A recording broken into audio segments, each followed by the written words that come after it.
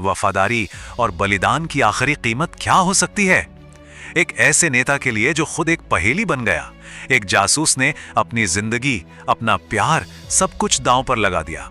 ये कहानी है भारत के सबसे बड़े रहस्य की, नेताजी सुभाष चंद्र बोस की। बात है साल 1940 की। एक पढ़ी लिखी अमीर भारतीय महिला जो एक ब्रिटिश सीआईडी इंस्पेक्टर की पत्नी भी थी, एक खुफिया मुलाकात के लिए निकलती है। वो एक देशभक्त थी और उसका सिर्फ एक ही मकसद था, भारत की आजादी। लेकिन उसकी अपनी जिंदगी में एक बहुत खतरनाक राज छिपा हुआ था। उसके पति को उस पर शक था और उस रात जब वो उस खुफिया मुलाकात के लिए निकली तो उसके पति ने उसका पीछा किया। और जब उसने अपनी पत्नी को उस शख्स के साथ देखा जिसे अंग्रेज भारत का सबसे बड़ा दुश्मन मानते थे, यानी नेताजी सुभाष चंद्र बोस, तो उसका खून खौल उठा। अपने फर्ज और धोखे के गुस्से में उसने एक पल भी नहीं सोचा और नेताजी पर गोलियां चला दी। गोलियों की उस बौछार में नेताजी तो किसी तरह बच गए, लेकिन एक गोली उनके वफादार ड्राइवर को जा लगी। ये देखकर उस महिला ने जो किया, उसने इतिहास का रुख ही मोड़ दिया। उसने फौरन अपने पास छिपा एक चाकू निकाला और उस महान नेता को बचाने के लिए अपने ही पति की जान ले ली।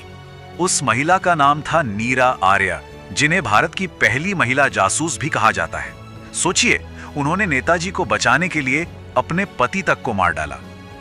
यह घटना दिखाती है कि नेताजी के लिए लोगों में कैसी अटूट वफादारी थी और इसी बलिदान ने एक ऐसी कहानी की शुरुआत की जो आज तक एक अनसुलझा रहस्य बनी हुई है। तो चलिए नेताजी की इस महागाथा को परत दर परत समझते हैं, एक जासूस के बलिदान से लेकर उनके उस महान पलायन तक, फिर एक सेना बनाने के सफर और आखिर में उस अनसुलझे रहस्य तक जो आज भी कायम है। तो हमारी कहानी शुरू होती है दूसरे विश्व युद्ध के दौरान। नेताजी ये अच्छी तरह समझ चुके थे कि आजादी सिर्फ बातों से या अहिंसा से नहीं मिलेगी। उन्हें एक ऐसा रास्ता चुनना था जो उन्हें अपने ही घर में कैदी बनाने वाला था। देखिए, उस वक्त आजादी की लड़ाई को लेकर दो अलग अलग सोच थी। एक तरफ कांग्रेस का नेतृत्व था जो अहिंसा के रास्ते पर चलना चाहता था, और दूसरी तरफ थे नेताजी, जिनका मानना था कि ब्रिटिश साम्राज्य को हराने के लिए अंतर्राष्ट्रीय दबाव, दूसरे देशों से गठबंधन और हाँ, सैन्य कार्रवाई यानी आर्मी एक्शन भी जरूरी है। उनका सिद्धांत बड़ा सीधा था, दुश्मन का दुश्मन हमारा दोस्त। इसी सोच के फर्क की वजह से 1939 में उन्होंने कांग्रेस से इस्तीफा दे दिया और अपनी पार्टी बनाई, फॉरवर्ड ब्लॉक। उनके भाषण इतने जबरदस्त और आक्रामक होते थे कि अंग्रेज सरकार घबरा गई और जुलाई 1940 में उन्हें जेल में डाल दिया गया। लेकिन यहां नेताजी ने एक बहुत बड़ी चाल चली। उन्होंने जेल में ही भूख हड़ताल शुरू कर दी। अंग्रेज डर गए, क्योंकि अगर इतने बड़े नेता की जेल में मौत हो जाती तो पूरे देश में दंगे भड़क सकते थे। तो उन्होंने नेताजी को जेल से तो निकाल दिया, लेकिन उनके ही घर में नजरबंद कर दिया। पर यह नजरबंदी भी उन्हें रोक नहीं सकी। उन्होंने भागने का एक जबरदस्त प्लान बनाया।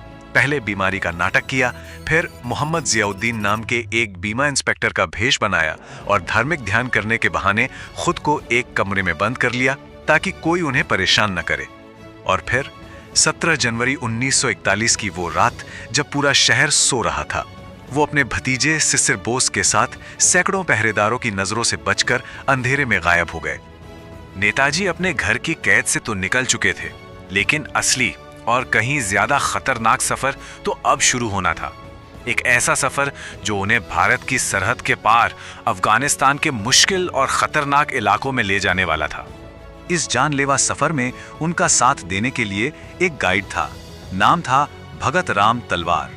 उसका काम था नेताजी को सीमा पार करके खतरनाक कबीलाई इलाकों से सुरक्षित निकालना। नेताजी ने इस बार एक गूंगे बहरे पठान का भेष बनाया था ताकि कोई उनकी आवाज से उन्हें पहचान न ले। लेकिन कहानी में एक चौंकाने वाला मोड़ यहीं आता है। भगत राम तलवार, जिसका कोड नेम था सिल्वर, वो कोई मामूली गाइड नहीं था।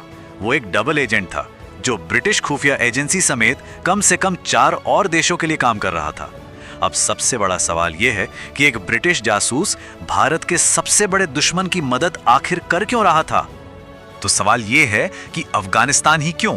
क्योंकि उस जमाने में अफगानिस्तान को जासूसों की जमीन कहा जाता था। ये एक न्यूट्रल देश था जहां जर्मनी, सोवियत संघ, जापान और ब्रिटेन, इन सभी बड़ी ताकतों के जासूस खुलेआम घूमते थे। नेताजी का अगला मकसद यहां से सोवियत संघ पहुंचना था, क्योंकि उन्हें उम्मीद थी कि सोवियत संघ अंग्रेजों के खिलाफ उनकी मदद जरूर करेगा। अब नेताजी के सफर का अगला पड़ाव शुरू होता है। अफगानिस्तान से निकलकर वो दुनिया भर में ऐसे सहयोगी ढूंढने निकले जो अंग्रेजों से लड़ने के लिए उन्हें एक सेना बनाने में मदद कर सकें। उनकी पहली उम्मीद थी मॉस्को, लेकिन स्टालिन को उन पर भरोसा नहीं था। सोवियत संघ से कोई मदद नहीं मिली। इसके बाद वो जर्मनी पहुंचे और हिटलर से मिले, पर वो मुलाकात भी पूरी तरह नाकाम रही। हिटलर से भी कोई असल मदद का वादा नहीं मिला। अब उनके पास अंग्रेजों के खिलाफ सिर्फ एक ही ताकतवर सहयोगी बचा था, जापान। पर जर्मनी से जापान पहुंचना यह अपने आप में एक मौत का मिशन था। नेताजी एक जर्मन पनडुब्बी यानी यू बोट पर सवार हुए। उस पनडुब्बी ने 3 महीने तक समुद्र के नीचे अफ्रीका का चक्कर लगाते हुए उन्हें हिंद महासागर में पहुंचाया। वहां मेडागास्कर के पास तूफानी समुद्र के बीचों बीच उन्हें एक छोटी सी रबर बोट से एक जापानी पनडुब्बी में ट्रांसफर किया गया। ये एक ऐसा हैरत अंगेज कारनामा था जो इतिहास में पहले कभी नहीं हुआ था, और एक छोटी सी गलती का मतलब था सीधी मौत। इस अविश्वसनीय सफर के बाद नेताजी आखिरकार एशिया पहुंचे। वहां उन्होंने पहले से बनी हुई इंडियन नेशनल आर्मी यानी INA की कमान अपने हाथों में ली। उन्होंने सिर्फ युद्ध में पकड़े गए भारतीय सैनिकों को ही नहीं, बल्कि आम लोगों को भी अपनी फौज में शामिल किया, और देखते ही देखते INA को एक बहुत बड़ी और ताकतवर फौज में बदल दिया। ये सच है कि INA ने जंग के मैदान पर कोई बहुत बड़ी जीत हासिल नहीं की, लेकिन उसने कुछ ऐसा किया जिसने ब्रिटिश साम्राज्य की नींव ही हिलाकर रख दी। चलिए देखते हैं कैसे। जंग के बाद अंग्रेजों ने INA के 3 बड़े अफसरों पर देशद्रोह का मुकदमा चलाने का फैसला किया। प्रेम सैगल एक हिंदू, गुरबख्श सिंह ढिल्लों एक सिख और शाहनवाज खान एक मुस्लिम। मुकदमा दिल्ली के लाल किले में चलाया गया और अंग्रेजों का मकसद था कि इन तीनों को सजा देकर पूरे देश में खौफ फैलाया जाए। लेकिन अंग्रेजों का ये दाव उन्हीं पर उल्टा पड़ गया। इन तीनों अफसरों के अलग अलग धर्मों ने पूरे देश को एक कर दिया। लाखों लोग इनके समर्थन में सड़कों पर उतर आए, पर सबसे बड़ी और निर्णायक बात, इस मुकदमे ने रॉयल इंडियन नेवी में बगावत की आग लगा दी। 78 जहाजों और 20,000 से ज्यादा नाविकों ने विद्रोह कर दिया। ब्रिटिश राज की सैन्य रीढ़ पूरी तरह टूट चुकी थी, और अगर किसी को कोई शक बाकी था तो उसे ब्रिटिश कमांडर इन चीफ ने खुद दूर कर दिया।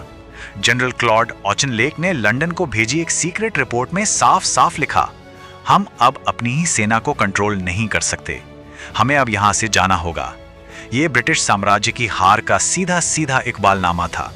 नेताजी ने भारत की आजादी की जंग तो जीत ली थी, लेकिन जब देश आजाद हुआ तो वो इस जश्न का हिस्सा नहीं थे।